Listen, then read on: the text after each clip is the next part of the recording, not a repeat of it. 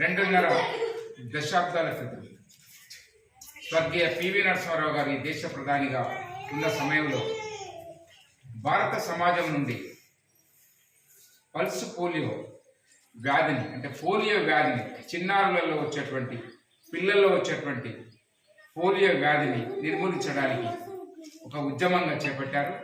1995లో ప్రారంభమైన ఈ pulse polio immunisation programme విజయవంతంగా పనిచేస్తూ భారతదేశంలోని వైద్య ఆరోగ్య సిబ్బంది, స్వచ్ఛంద సంస్థలు, ప్రభుత్వ అధికారులు అందరూ కూడా ఈ ఉద్యమాన్ని ఇప్పటి వరకు తీసుకొస్తూ భారతదేశంలో ఇప్పుడు ప్రస్తుతం ఏ ఒక్క చిన్నారికి కూడా పోలియో వ్యాధి సోకట్లేదు.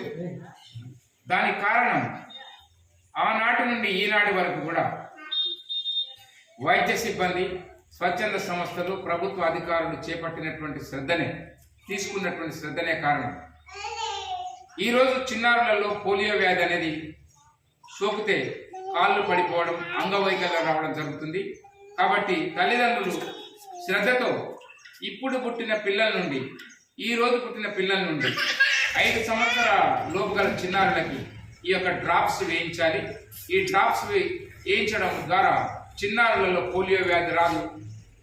పోలియో వ్యాధిని భారతదేశం నుండి తరివేశాము అని మనం ఊరుకోకుండా ఇంకా భవిష్యత్తులో కూడా పోలియో వ్యాధి మన భారతదేశం దరిదాపుల్లోకి రాకుండా, సమాజంలో ఎక్కడ పోలియో వ్యాధి సోకిన చిన్నారులు మరి వాళ్ళకి ఇబ్బంది జరగొద్దని ప్రభుత్వం చేస్తున్నటువంటి ఈ కార్యక్రమాన్ని మనందరం కూడా అభినందించాలి, మనం సహకరించాలి. ఇందులో భాగస్వాములం అవుతూ పల్స్ పోలియో కార్యక్రమాన్ని విజయవంతం చేయాల్సిందిగా కోరుతున్నాను. Thank you very much.